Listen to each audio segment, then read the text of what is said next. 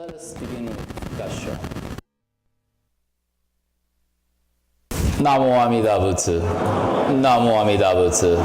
Namo Amida Butsu. Namanda Butsu. Namanda Butsu. Namanda Butsu. Namanda Butsu. Namanda Butsu. Namanda.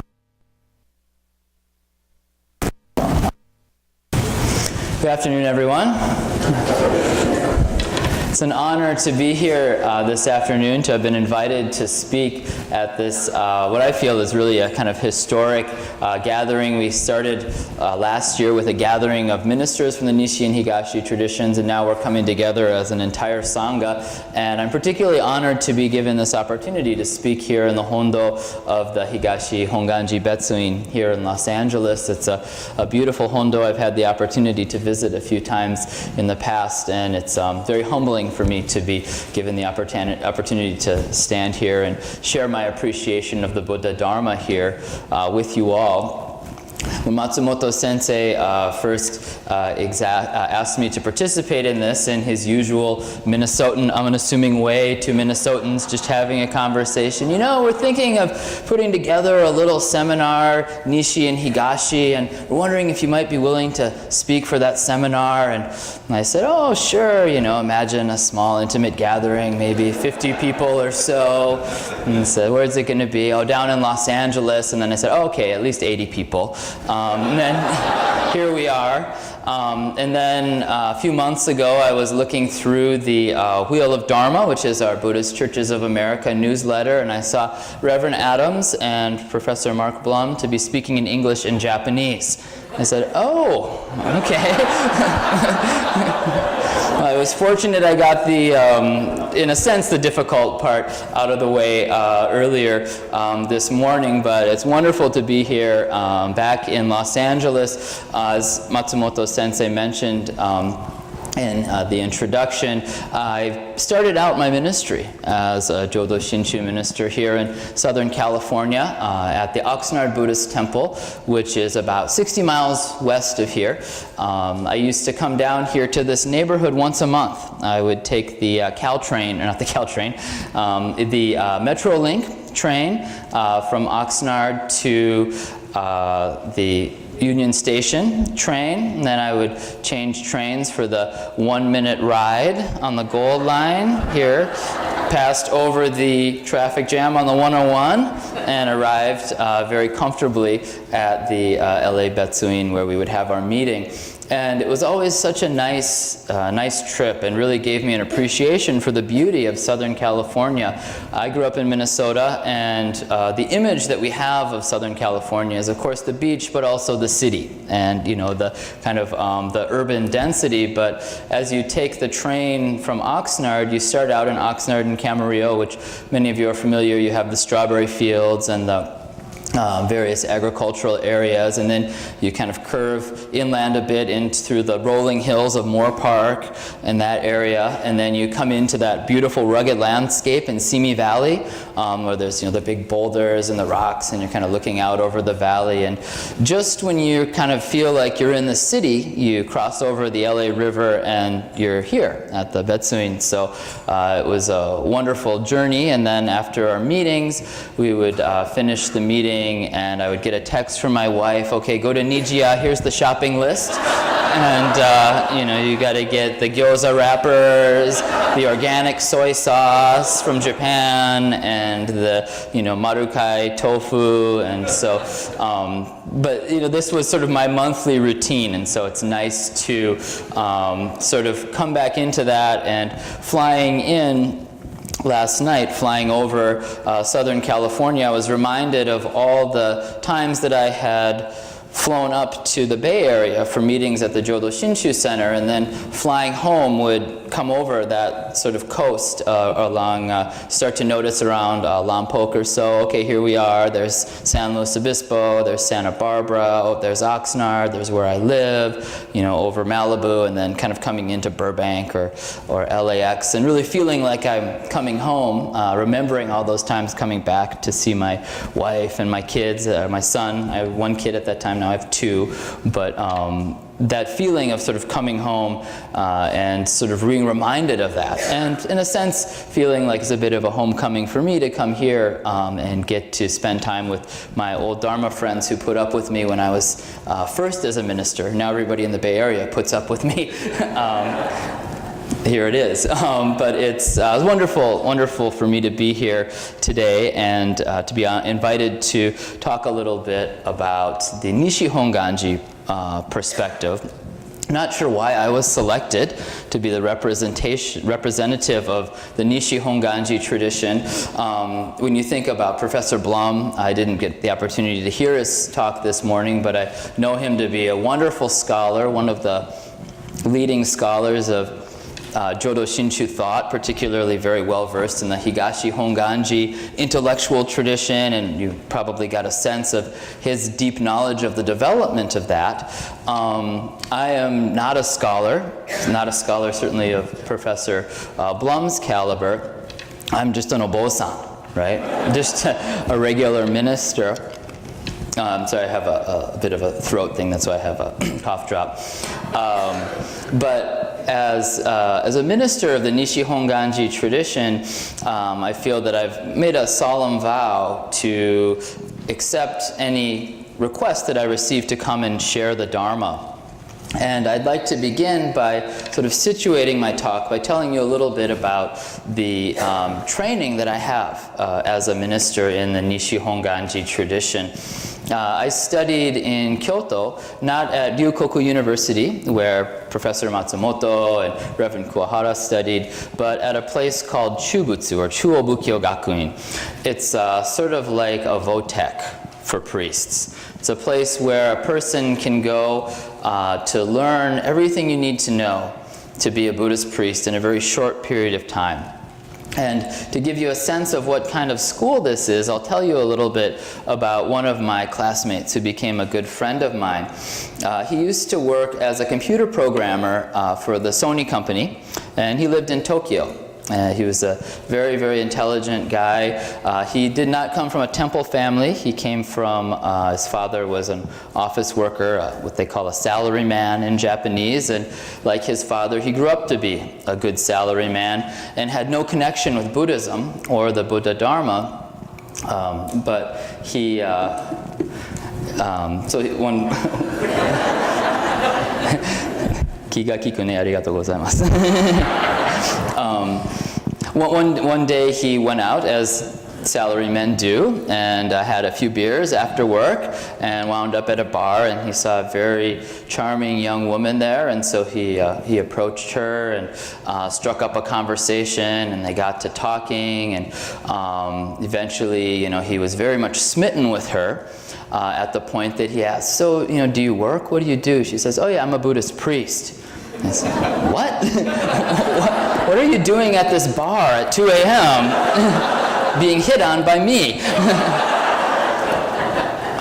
But, they managed to continue and sort of overcome this initial shock, and they got to be more and more, friendly, and things, progressed as they do in relationships. And so he, eventually the talk started to come about, could we get married?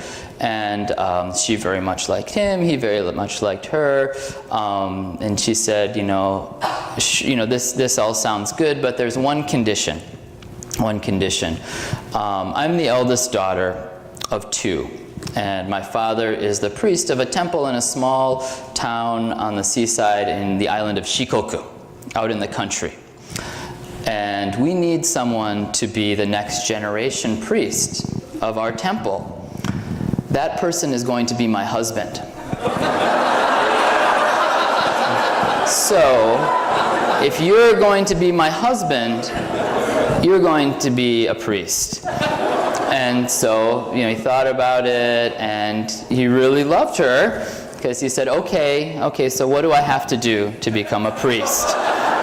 Because I want to get married next year. She said, okay, well, there's an option. There's a place called Chubutsu where you can go. It starts in April, and you'll start in April, and you'll study for about 3 months. You'll have a little bit of a summer break, You'll have some tests, and then in September you'll get tokudo. You'll be ordained as a priest. Then you'll come back to our temple over the summer, and you'll have helped out my dad at the temple. Then you'll go back to school after you get your tokudo in September, and you'll take classes through December. You'll have a little bit of a winter break. You'll come back. You'll have final exams, and if you pass those exams, then you will receive kyoshi ordination, kyoshi certification in March. Kyoshi certification will give you all the credentials you need to be the head priest of a temple. You start in April. So, in the course of 1 year, it's a place that turns a computer programmer at Sony into the head priest of a small temple in the island of Shikoku. And my friend was in no way the exception. And there were many people in this same situation. Another friend in the same classmate, also a programmer, was a woman who was going to be the Bomori, the wife of her fiance's temple. And so she also didn't come from a Buddhist background, but she was going to be helping out and doing all of the things, participating in services. So she also had to train and study. And so Chubutsu is the kind of place where you get a very orthodox understanding. It's the kind of place where after you graduate from Chubutsu, you can safely give a Dharma talk to your members and to anybody who might come to the temple. You can convey the Jodo Shinshu teachings in a way that is authentic and doctrinally orthodox. And I want to sort of emphasize that was something that was really drummed into us in our education, that there are certain ways of understanding and appreciating this teaching, and that it's important that you don't misinterpret the teaching in the sense of you don't mix in your own egotistical ideas. Well, I wish it said that, or it'd be really cool if it said that, or boy, this Dharma talk would flow if the teaching was that.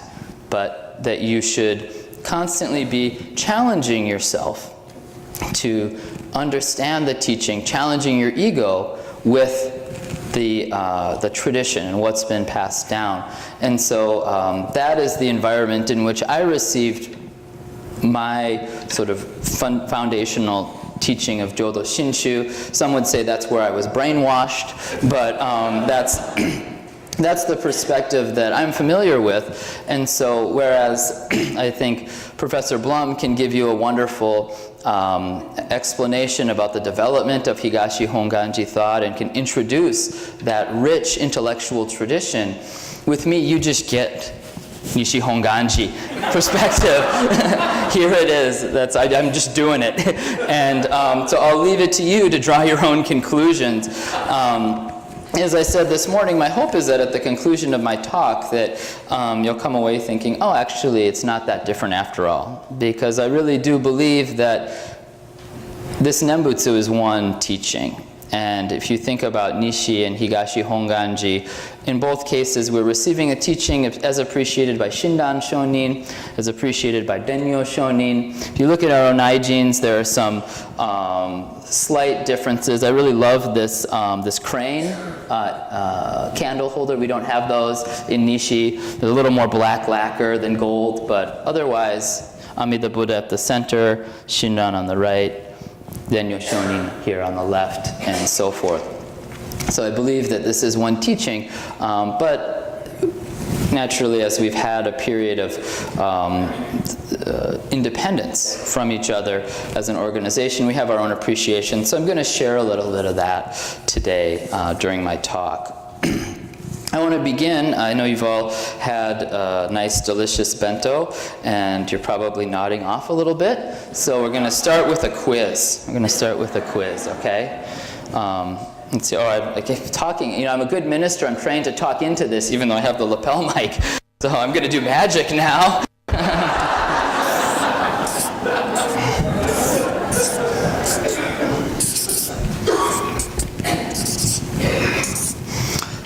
Hope this is an easy question. Where is Amida Buddha's Pure Land? You can shout it out. Wes, thank you, Tadao. I think you might graduate from IBS after all. The West. It's a little bit further than 60 miles to the west, right? Say it's hundreds of millions of Buddha lands to the west. Very, very far to the west. That's what it says in the Amida Sutra, another sutra that we share east and west. So then the next question is, how do we get there? How do we get to Amida Buddha's Pure Land? So I'm gonna put a list of choices up, and then I want you to answer at the end after you've gotten a chance to see all of the choices, okay?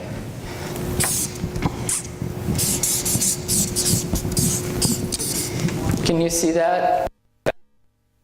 Can you see that, Corey? Can you read this? Yeah? Okay, thank you. I apologize. Reverend Kwan.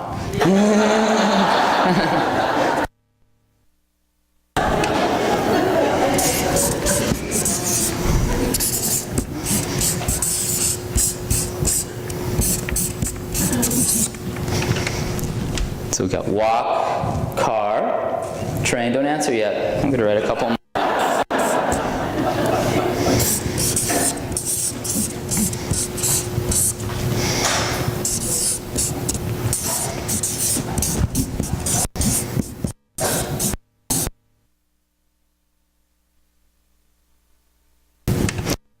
Boat, space shuttle. Okay? So I want you to raise your hand. I did this with the Japanese group this morning, and only 2 people in the whole group raised their hands for any of them. Now, I'm counting on you to not be shy and to raise your hands, okay? So, walk. Raise your hand. Very good. Thank you, thank you, thank you. Car. Car, okay. You live in LA? Drive everywhere? Train? That's the way I would go. Yeah. No traffic. Boat? Oh, somebody was listening to Umezu Sensei's talk this morning. And space shuttle. Yes, very good. Very good. Today we're going to have a talk later. Yeah, so this morning at the Miyako Hotel, as Bishop Umezu and I were waiting to leave and for Harada Sensei to come pick us up, we were chatting, and he was saying, you know, I'm not sure what to say, because I don't want to say something this morning and then have, still wind up feeling the thunder from you or Reverend, Professor Blum. I said, oh, don't worry about it. If they hear the same thing twice, it's just fine. It's just fine. And then, sure enough, in his opening talk, he talks about the boat. Ooh, wow. Right, it's the boat. Right? That's how we go. So, and this is a very important aspect of our teaching. This is something that we chanted this morning. We chanted the Jusege, right? And then we chanted this. There's a section, not the Jusege. We chanted the Shoshinge. Right? And there's that section where it says Kenji Nangyo Rokuroku Shingyo Igyo Shido Raku. So there's a translation of that here on this handout that I provided. It says, Nagarjuna clarifies the hardship on the overland path of difficult practice and leads us to entrust to the pleasure on the waterway of easy practice. So this is Shinran's view of the Nembutsu and the nature of our practice. Think about in LA traffic, walking from Union Station to the Betsuin. Before I realized there was a gold line, I used to walk. It's only about maybe a 15-minute walk from Union Station to the Betsuin, but you walk past LA County Jail, You walk over the 101 with all the fumes and stuff, and it's hot, and it's, you just sort of feel like you're in a concrete jungle, and it's kind of exhausting. I remember when I first discovered that gold line, I'm like, this is great. I just sit here and it takes me. I just cruise so comfortably, passing over all the difficulties. But you have to find it. You have to know where it is, and you have to get on. You have to get on to that vehicle. And so this Nembutsu teaching is like that for our lives and our path. It makes it an easy journey along the gentle waterway, but we have to find the boat, and we have to get on the boat. We have to get on the boat, right? So this is going to be my last quiz for this morning. When do we get on the boat?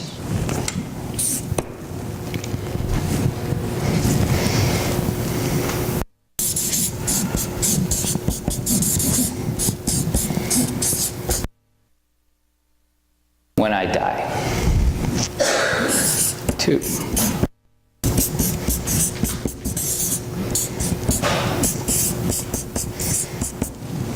After I die. 3.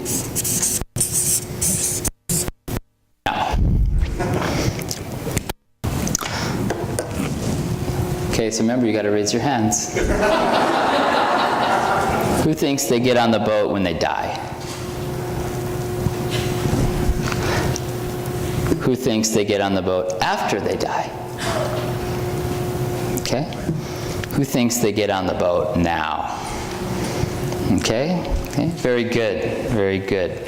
And this is an important aspect of Shinran's teaching. Prior to Honen Shonin and Shinran Shonin, there was a certain understanding of Pure Land Buddhism that led people to believe that the moment of death was of the utmost importance in determining whether or not one received birth in the Pure Land of Amida Buddha.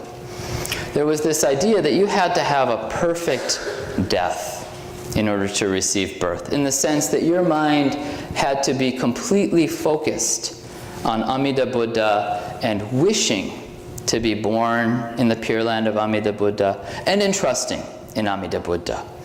But that if you had the slightest distraction, if there was somebody at your bedside, "Mom, please don't go, I'm not ready for you to be gone," that you would be distracted and you wouldn't be born in the Pure Land. So no one could be screaming and wailing at your bedside. You ideally would be surrounded by people who would be your helpers. They would be calm. Buddhist priests would be great. Sit there with you, naman dabu, naman dabu, naman dabu, naman dabu. Focused, quiet. Perhaps looking at an image of the Buddha like what we have here in our Gohonzon. We have a statue of Amida Buddha, and these statues that we have in our temples are a reflection of coming out of this culture. This statue of Amida Buddha is different than another famous statue of Amida Buddha, the Kamakura Daibutsu. It's the big green Buddha that you see on postcards. Is anyone familiar with that? Do you know the difference between this one and the Kamakura? The Kamakura Daibutsu is sitting, right? Sitting in meditation. This Buddha is standing up. Did the Higashi ones lean forward a little bit too? Yeah, leaning forward a little bit. It's coming to welcome us to the Pure Land. And so at that time, this is the Heian period, a little before Honen and Shinran, people would have these statues with them when they were dying so they could see and visualize and deepen that feeling that Amida Buddha is coming to welcome me into the Pure Land, with this expectation that that would be the key to salvation. Now, not everybody was able to have that circumstance, but that was seen as the key to birth, to have that perfect circumstance, to set that up and to use your own efforts to be concentrated in that way. Now, Honen Shonin and his student Shinran Shonin, they felt that that was a little bit off, that that wasn't really the way that the heart of the Buddha would work. The heart of the Buddha is vast and wants to save all beings, wants to exclude none, boundless compassion. The sutras are filled with expressions where the Buddha is vowing and wishing to save all beings. Not the people who were able to afford a group of monks to come and chant next to them, not the people who were able to put up a nice statue in the room where they died, but everybody. So how could that be? How could it be that everybody could be saved? What is the means by which everyone could be saved? And so they began to look closely into the teachings. And there's the second paragraph I have here on my handout is from Shinran's True Teaching, Practice, and Realization, also known as the Kyogyo Shinsho, the chapter on practice. And this is the Chinese monk Tanluan, and he's commenting in one sense on the writings of Vasubandhu, but specifically on the teachings of Nagarjuna, and this specific passage that Shinran refers to. So Shinran and Honen, they didn't make anything up on their own. They didn't say, oh, I know how it should be. I know what it should say. They looked into the teachings, the sutras and the commentaries, and said, what have those who have come before, what insight have they shed onto this question? So there's this passage in the writings of Nagarjuna that Shinran refers to in the Shoshinge that talks about this Nembutsu as a waterway of easy practice, and the difficulty of trying to do this overland practice, of difficult practice. And Shinran, he finds this passage in the writings of Tanluan that explains the meaning of this waterway of easy practice. What does this mean? And he writes, in the path of easy practice, one aspires to be born in the Pure Land with solely entrusting oneself to Buddha as the cause. That's key, solely entrusting oneself to the Buddha as the cause, and allowing oneself to be carried by the power of the Buddha's vow, quickly attains birth in a land of purity. Supported by the Buddha's power, one immediately enters the group of the truly settled of the Mahayana. The stage of the truly settled is none other than the stage of non-retrogression. Thus, the easy practice may be compared in its comfort to being carried over waterways in a ship. So in this passage, Shinran finds the key to birth in the Pure Land, solely entrusting to the Buddha. Entrusting. We use the word shinjin. You may have heard that expression. That's a Chinese, Japanese, Buddhist expression, but this is what it means. Solely entrusting oneself to the Buddha, allowing oneself to be carried by the power of the Buddha's vow. Quickly attains birth in a land of bliss. So it's at that moment of entrusting that birth is settled. That birth is settled. So no matter what your circumstances are at the end of your life, I think about in our modern lives, I think the Buddha's compassion also extends to us, and many of us end our lives in an ICU, right? With all kinds of machines hooked up to us, beeping and bleeping, nurses coming in to check on us and give us things, tests, doctors, people getting frantic, and all sorts of things happening around us. But despite all of that, if we live right now with this heart of entrusting moment to moment, it's said that the Nembutsu at the moment of death, if life continues, becomes the Nembutsu in daily life. The Nembutsu in daily life, when you die, becomes the moment of death. So we don't know when we're going to go, right? None of us has any idea. Talked to an elderly gentleman this morning, and he said, I'm in my 90s, and I know I'm closer to going than anybody else in the room. And I said, we don't know, actually.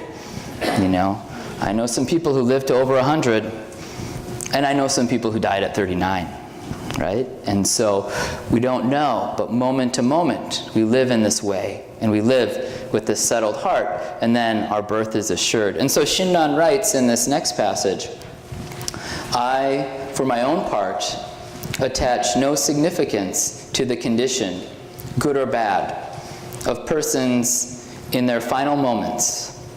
People in whom Shinjin is determined do not doubt, and so abide among the truly settled. For this reason, their end also, even for those ignorant and foolish and lacking in wisdom, is a happy one. So Shinran, he's addressing this. He's saying, everybody's been saying, you got to have this perfect death in order to go to the Pure Land. Such is not the case. That it's how you live moment to moment that determines the nature of your birth. Because you don't know when that time is going to be. So the important matter is not planning for your moment of death, but how are you going to live right now, here, today, in Los Angeles? How are you going to live? That's the key matter. Living with this in trusting oneself to the Buddha as the cause of our liberation. It's not something I have to do by myself, something that's brought about by the Buddha's great compassion. So this is a sort of what I feel is the necessary background to understand kind of where we're coming from as Jodo Shinshu Buddhists, Nishi and Higashi. When we talk about birth in the Pure Land, when we talk about what is the Pure Land, what is Amida Buddha, this is, I think, our common background based on the teachings we have from Shinran Shonin. My task that I've been charged with this afternoon is to introduce a bit of the flavor of the Nishi Honganji tradition, which I serve as a minister in. And I think if we want to do that, a good place to start, if we want to think about Nishi Honganji Buddhism right now, is the writings of the previous Gomonchu, Koshin Otani, who just retired very recently, still very active, hoping that he'll still continue to publish books.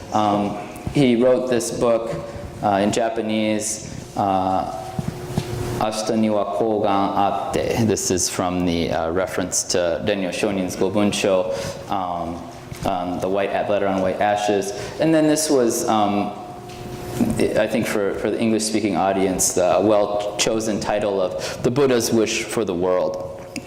It's a wonderful book, and there's a section in here where Zenmon-sama specifically addresses this question of what is birth.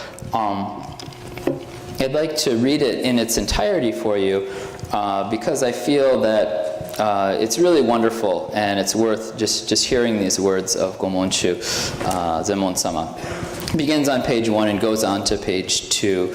And if you'll listen, I will read this passage now. You're welcome to follow along on the handout. In the Indian language of Sanskrit, the term for going to be born is called utpad. This translates into English as the word birth. This was translated into Chinese as wancheng, to go and be born.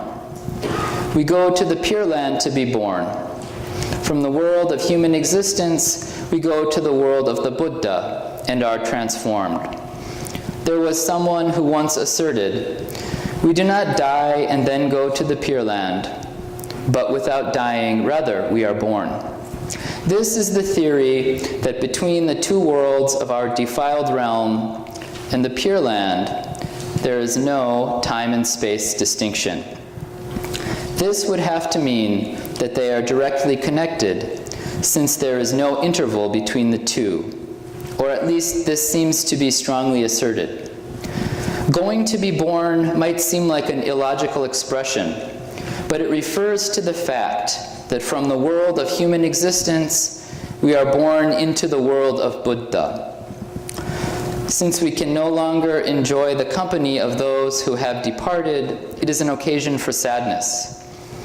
However, when we remind ourselves that the departed have advanced to the world of the Buddha, free of their blind passions, this is not an altogether sad occasion.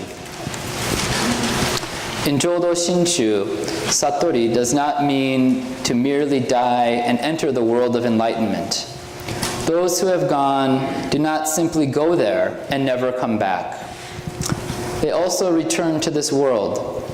The purpose of their return is to guide those left behind in this world, and then strive for their salvation.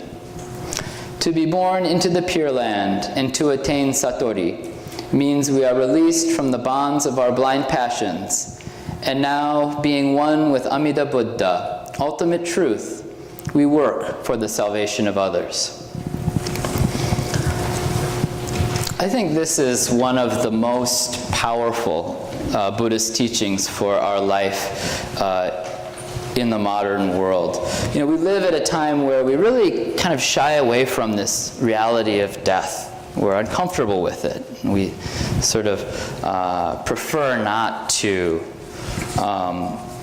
think about or talk about in polite conversation death.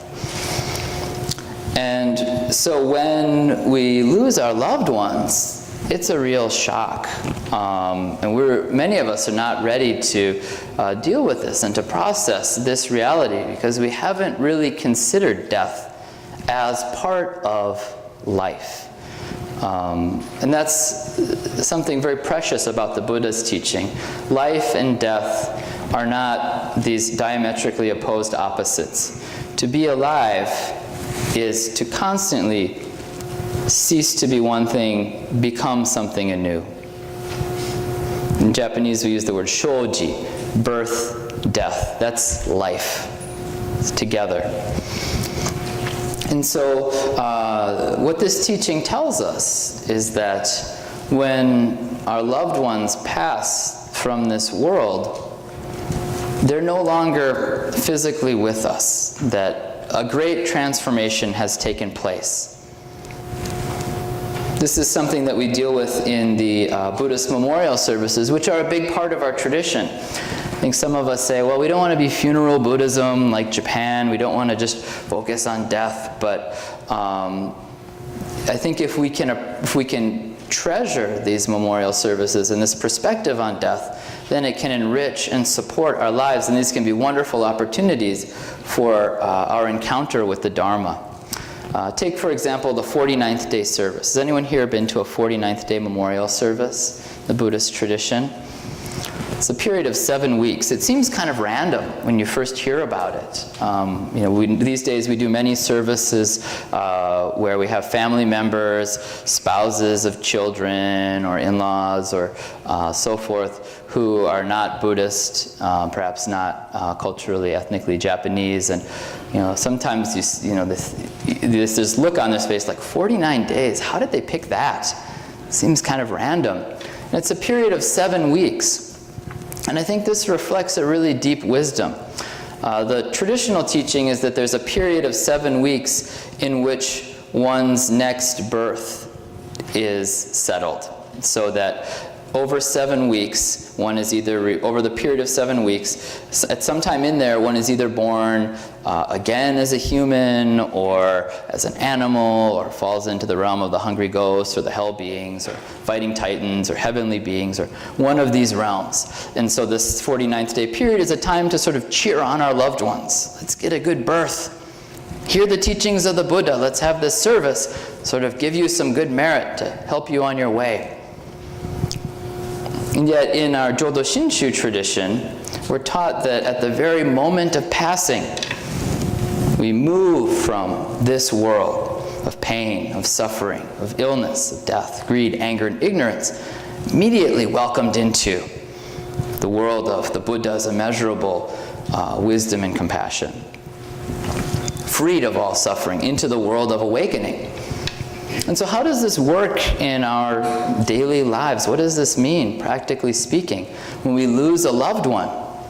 We have these memorial services not to encourage a good birth, but to reflect upon the fact that the most wonderful result possible has been achieved in their lifetime. There's nothing more that I need to do for my grandfather after he's gone. I don't need to add anything more to his life. It was full and complete and perfect just as it is. Nothing more needs to be added to that. And then, what is he to me now? You know, when someone first passes away, there's this feeling like the rug's been pulled out from under you. You're not quite sure how to comprehend it. It all just kind of goes through in a daze. You go to a funeral, you listen to a Dharma talk, it's all just kind of a blur. But then after that period of 7 weeks, you begin to kind of get a grapple on this. Oh yeah, got to start cooking for one from now on. Oh yeah, I don't need to go wake that person up anymore. But yet they're still with me. Those difficulties, those challenges, all of that has come to a conclusion. But the kindness that they showed me while they were here, the wise lessons they taught in this world, those are still there guiding me. So their life has been transformed now. They're a presence of pure wisdom and compassion, a Buddha. And with this perspective, I think we can face the most terrifying things in our lives. What is more terrifying than dying? Face that with peace of mind, with calm, with an easy heart. And that's this benefit of feeling settled. I'm on the boat. I'm being carried along. I think sometimes with this Pure Land teaching, people feel even the word Pure Land is kind of strange. I know one Japanese scholar says, I don't like that English word Pure Land. Sounds like Disneyland. Right? Sounds like someplace you just go to have fun. You know, and when we use this word Pure Land, people, they think of it in a concrete sense of a place. A place, where is it? It's to the west. To say it's to the west, that grounds us in the reality of our everyday lived human experience. But it's not intended to give us this concrete idea of, oh yeah, you could go there. If you go to the west 60 miles, you can go to Oxnard. You can go home to see my family, right? I had that idea, concrete sense. I'm going there to see these people. The Pure Land is something beyond that. And one of my teachers from Japan recently published a book that I feel kind of very, very elegantly addresses this question. Regrettably, it's only available in Japanese at the moment. It's called Naruhodo Jodo Shinshu. It's like, hey, I get it, Jodo Shinshu. And it's a collection of very easily understandable essays on topics of great concern, I think, for understanding this teaching. And there's one passage that I'd like to read now and share with all of you from this book. It's the first full passage on page 2. And I think this sheds some wonderful light on this teaching. So,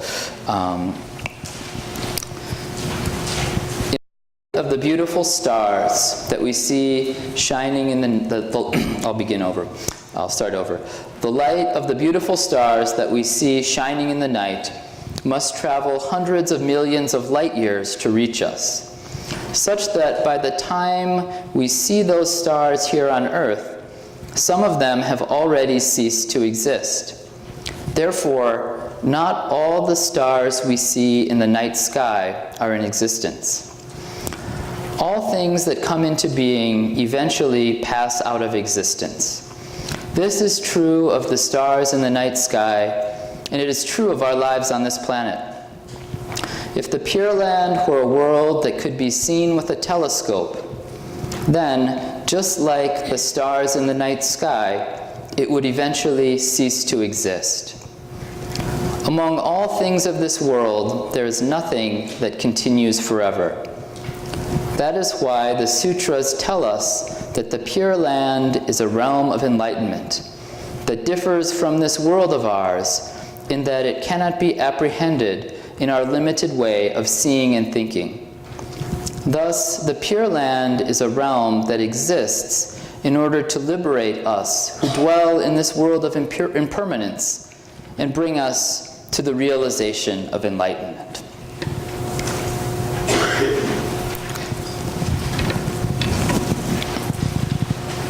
Reflecting on this teaching, we see that this Pure Land teaching is pointing us to a whole different way of looking at our lives and our experiences. Here in the United States, in the modern world, Japan's the same way. We live in a very scientific world. We think about things in terms of science. Can it be proven? Can it be calculated? Can it be demonstrated through empirical evidence? That's our way of judging whether something is true. And when I talk about these teachings and this Pure Land, I like to emphasize that there's a distinction between something that's historically factual and something that contains religious truth or spiritual truth. So something can be historically factual and not have an ounce of historical truth to it. You could say, yesterday there was a traffic jam on the 101. I'm not sure that there's religious truth in that statement. There might be. I'm sure some of us could find it there. We're stuck in traffic having an existential moment. But, something that has religious truth doesn't need to be a kind of historical fact. They're two different worlds of experience. And I think what Sasaki Sensei is saying here is that the Pure Land is pointing us beyond this world of empirical judgments, of things that are impermanent. And if we base our lives upon things that are impermanent, things that are constantly changing, then there's no way we're going to be able to find a stable grounding. And so the Pure Land teaching provides us, this Buddhist teaching, the Buddha Dharma, provides us with an alternative anchor for our perspective.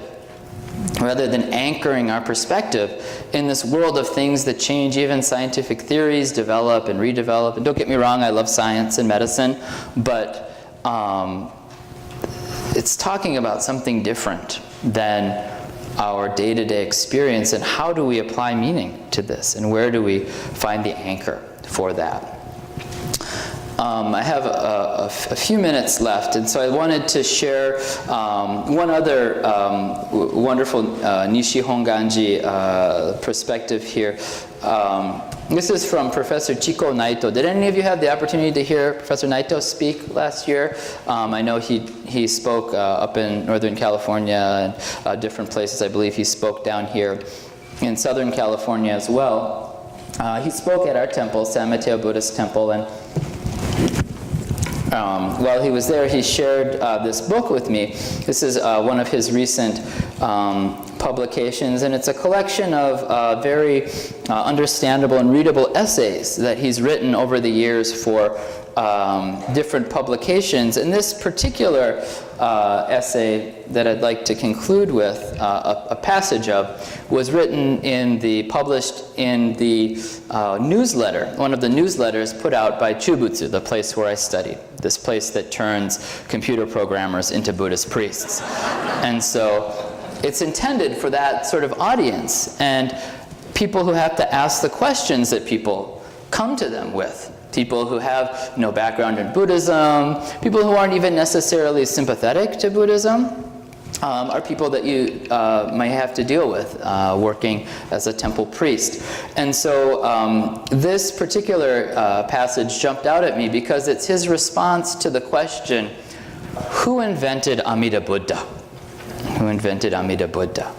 People sometimes come to the temple and they say, wow, what's that statue in the middle? I say, oh, that's the Buddha. Oh, really? When did he live? Well, that's Amida Buddha. Oh, okay. From India? This is kind of, right? Because he came from Shakyamuni Buddha, who taught us this teaching of Amida Buddha, but he was provided as a teaching. He's not a Buddha of this physical world, this world of physical limitations. And the person said, oh, okay, I get it. So who made it up?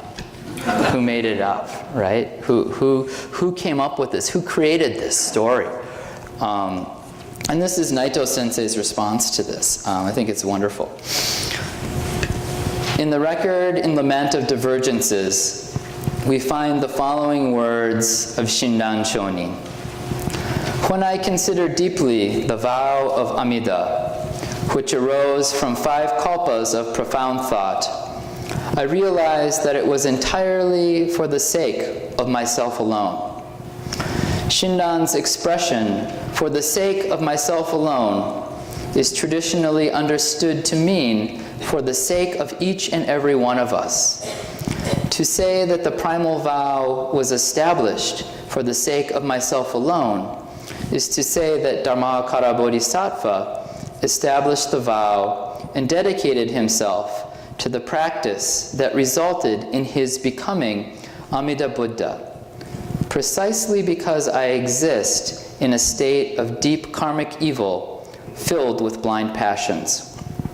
In other words, if I did not exist in this state of being totally unable to break out of this world of delusion, without a single power of my own that will help me to advance in the direction of the realm of enlightenment, the vow and the practice of Dhammakara Bodhisattva would be unnecessary, as would his realization of Buddhahood as Amida Buddha. In this sense, one might say that it is I who have created Amida Buddha. It is absolutely not the case that Amida Buddha was made up in the imagination of us human beings. That said, to hear the truth that Amida Buddha was actually created by my existence is a vital point in our practice of hearing the Dharma. If we lose sight of this vital point, then the teaching becomes a mere game of ideas and concepts. So this is a deep, kind of a deep perspective. And let me try to rephrase this a little. So, do any of you know Professor Reverend Reverend Laverne Sasaki? He used to serve in the Bay Area, also currently a member of the San Mateo Buddhist Temple. Well, Reverend Sasaki loves to swim. He is in incredibly good health for his age. He's in his 80s, and he is fit as a fiddle. And you know, he always asks me, he says, "Sensei, do you exercise?" And I say, you know, I got the kids, and I kind of chase them around. That's not enough. You got to exercise. Because I swim laps. I say, "You do, Sensei? That's great. I love to swim. Where do you swim?" "I swim at 24-Hour Fitness."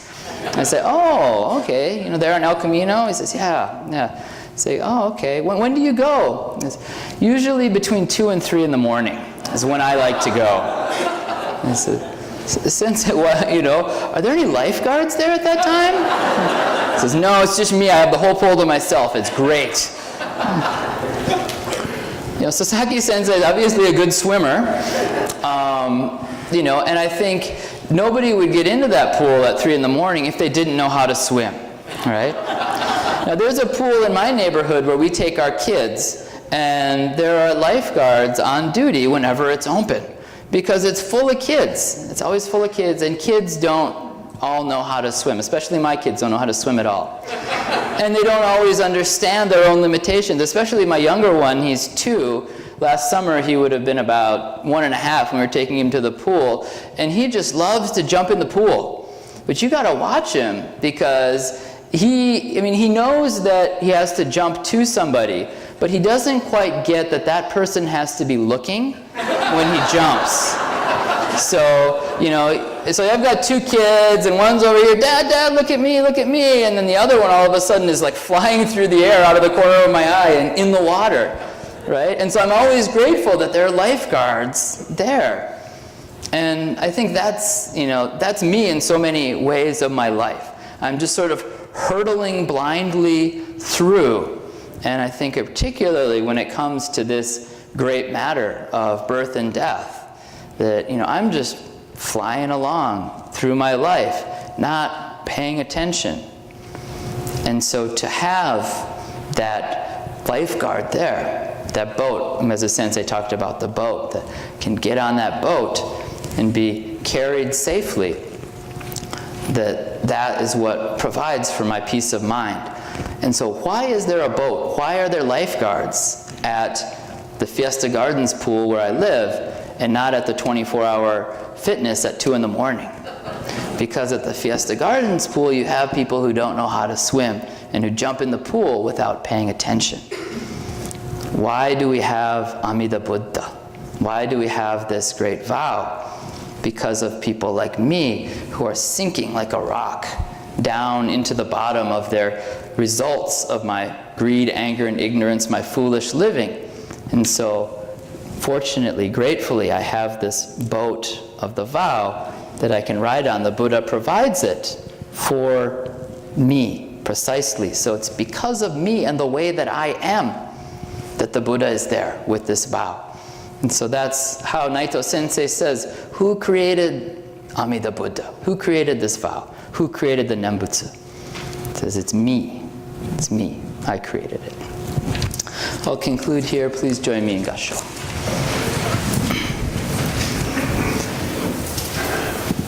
Namo Amida Butsu.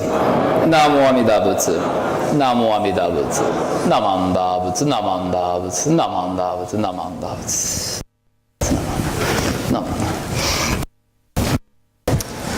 So, yeah.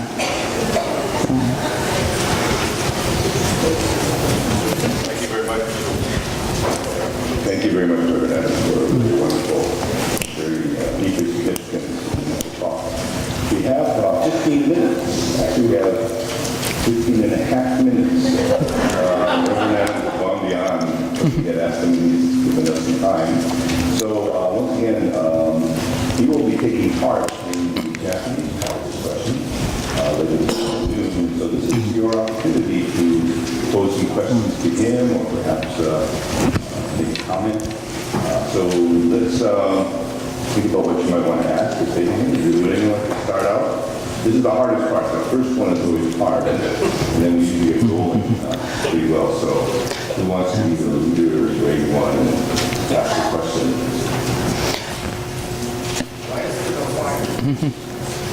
And I think, oh, Sensei, I think there is one question in this envelope too. Okay. Yeah, we could. I don't know if we want to save that for the Q&A or give me a crack at it.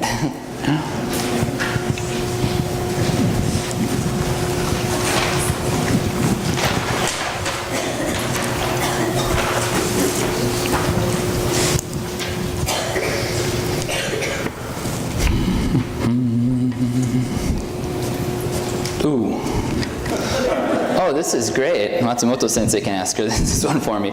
Will you please expand upon the reasons for the conflict between Higashi and Nishi and the reasons why it was necessary to be resolved in a court of law? Thank you. So you used to be a lawyer.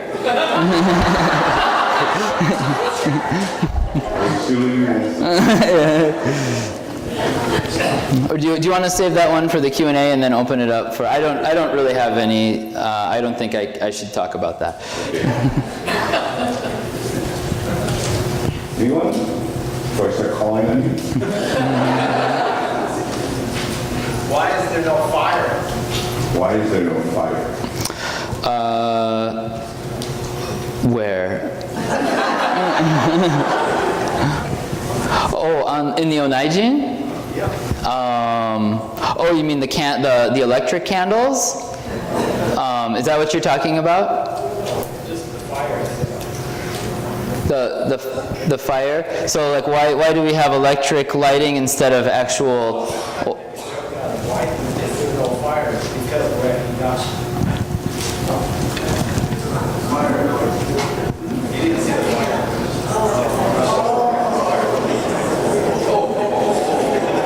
Oh, okay, yeah, I think I know what you're talking about. It was going right over my head. Just for your information, when we were over at during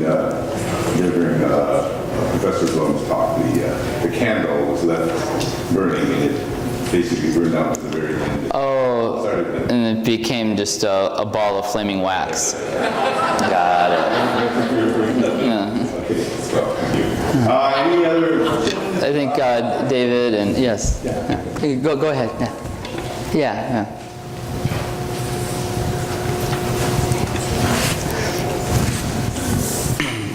Thank you. I speak kind of softly. I have a little bit of an involved question. Okay. In Buddhism we talk about self-examination and understanding the self. Right. But we also talk about how do you feel. Can you please talk about the relationship between the two? Because on one hand, obviously in our measly human existence we are incapable of comprehending Amida and the ultimate reality and compassion. Amida's compassion. But at the same time we also are incapable to a certain extent of seeing our own selves. We can't use our ego selves to see our ego self, and yet that is something very important to do. Can you talk about that? I can. You know what I'm asking? Yes, I can try. I can answer your question, and then you can tell me if I answered what you're what you're curious about. I can.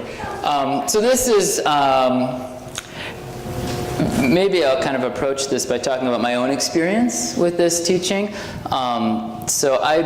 My first gateway into Buddhism was through, I guess first you would say through books, and then through the Zen, Soto Zen tradition. As I mentioned, grew up in Minnesota, and there are several Zen centers there, so I would go and take part in Zazen retreats, and kind of was very much tuned into this idea of self-examination, looking into myself and understanding myself in the hope of becoming liberated from the self through understanding it, maybe somehow deconstructing it in a way through this practice.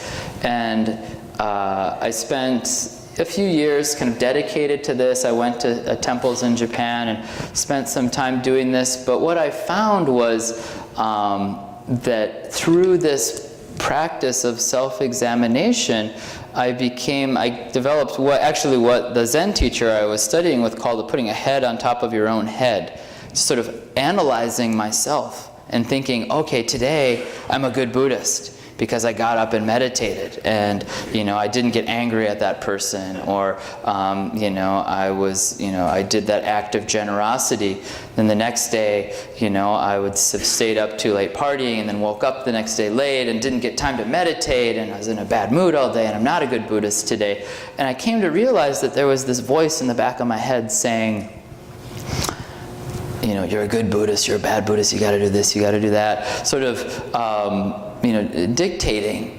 And that in this process of trying to become free of the self, I was actually building up my ego in a way, that I was getting to have this feeling of myself as a good Buddhist, bad Buddhist, whatever, but this idea of myself as a practicer. So there's me, who's kind of at the center, and then there's this practice, what I'm trying to do, this act of self-examination.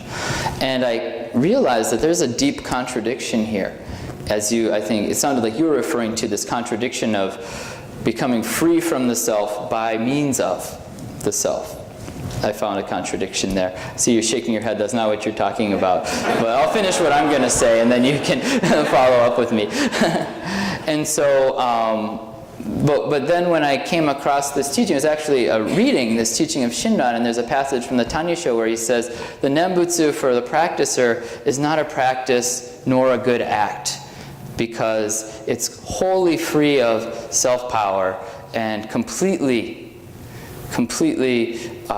guided and generated. It arises from other power, from the power of the Buddha. And for this reason, it is not a practice or a good act. And when I came across that, I thought, oh, this is the Buddhism for me, because it's this elegant shift from I'm at the center, and I'm doing self-examination or doing this practice, and putting the Buddha at the center, and I am the problem. This ego, this me, that's the problem. And I see that as really resonating deeply with the teachings of Shakyamuni Buddha, this idea that the ego, the self, that's the problem. And that's the perspective of Jodo Shinshu, is that we understand this problem of the self. And the way of resolving it is not by doing anything, but by turning to rely on the Buddha and the Buddha's wisdom and learning to let go, which is very difficult to do.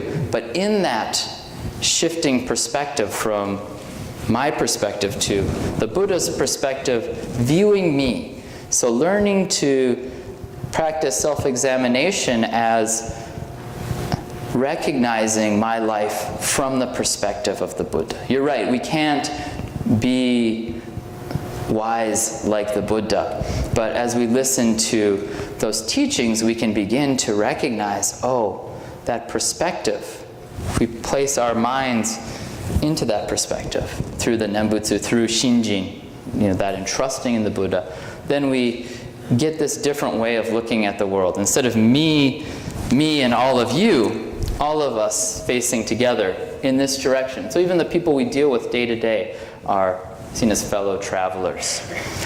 So would you like to ask another follow-up question? Because as I was talking, you're nodding your head like, no, you don't get what I'm saying.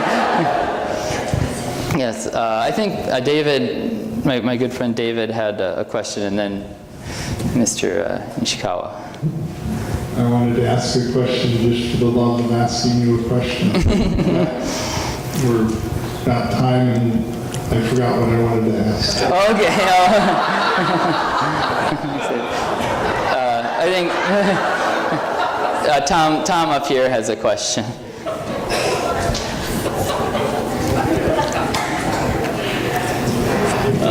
Reverend, when you talked about this, now I get it, Jodo Shinshu, you mentioned something about spiritual and religious truth, and that Jodo Shinshu really points the way to truth. And that, is this like a paradigm shift that you're trying to explain something that's somewhat unexplainable? I was thinking about it's like trying to explain Jodo Shinshu in Catholicism or vice versa. It's a total different way of looking at things. Is that what you mean by this spiritual or religious truth that is not explainable? I don't think that it's not that it's unexplainable, but that it operates on a different set of assumptions and a different set of criteria for what is true. So if you're in a court of law, for example, if we want to come back to this question briefly, if you're in a court, the criteria for what is true and useful is something like forensic evidence, DNA testing or tire skid marks on the freeway, or things that you can physically see and hold to and point to. If you're trying to understand the Dharma, the criteria are different. What are the criteria? What is the standard that you use to determine whether or not something is true? To a large extent, I think it's you got to do it yourself and see, does this actually result in less suffering, or does it create more suffering? If I stop doing this, does my life get better? Or if I keep doing it, does my life get better? And so you have to, it's a different set of standards for, I think, of religious truth and sort of this, was it factual? Scientific. Yes, between talking about something being factual and having religious truth. And so you can tell a story, like the story of Shakyamuni Buddha's birth, for example. This is the story of a woman who has a dream about a white elephant and then discovers that she's pregnant, and then when she goes to deliver her baby, she gives birth out of her right arm, and the newborn baby walks 7 steps and points to the sky and makes a profound declaration. This doesn't mean that Buddhists believe that women can biologically give birth from the side of their body, or that babies can walk and talk. But this teaching tells us something very true about the significance of this person who came into our world and how his birth had a greater and different significance from all other people. And so that's sort of, what I'm talking about there in terms of... When someone says, I have Shinji, obviously they don't, if I can clarify that. Yeah, I don't know about that, but yeah, I don't say things like that, so... Yeah. Oh, do we have a couple more questions? This is good. Okay. Okay. This is good. Okay. I have 2 minutes and 2 questions. If the Pure Land is not a place, why do we need a boat? Ocean of... Let's see. Ocean of birth and death. Is this a metaphor? What do we believe? I assume is ocean of birth and death, ... metaphor. What do we believe?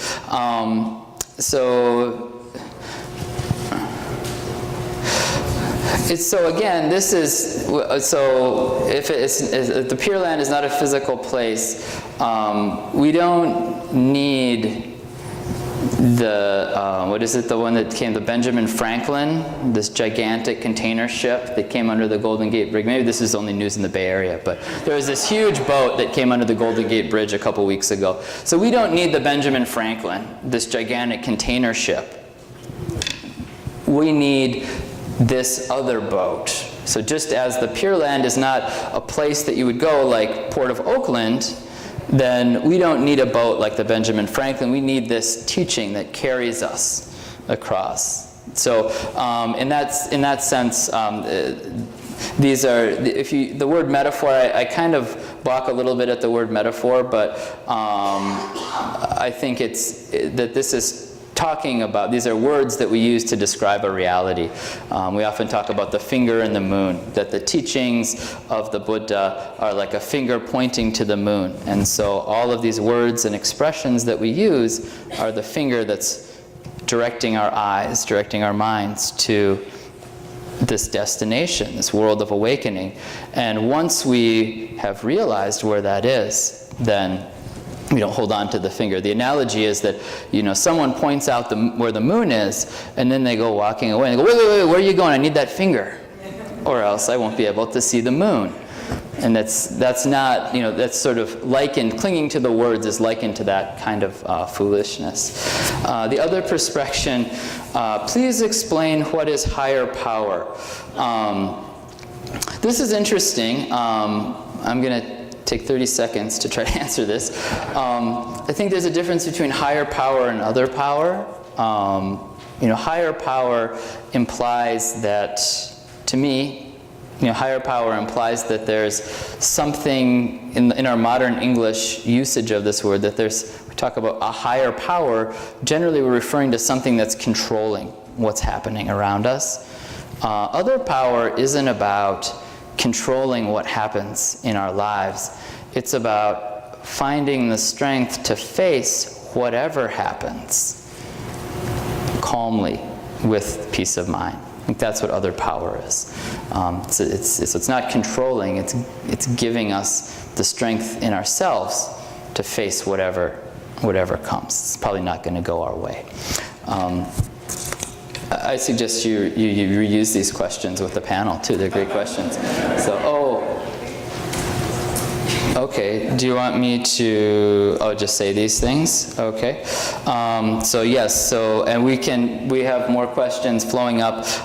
It says we can address more questions during the panel. I won't be here, but you'll have wonderful other individuals to share their perspectives. And I'll be speaking in the Japanese panel. And so other ministers will be able to share their perspective. And so I think maybe keep this one for the panel. Okay, so let's conclude here. Please join me in Gassho. Namo Amida Butsu, Namo Amida Butsu, Namo Amida Butsu, Namanda Butsu, Namanda Butsu, Namanda Butsu.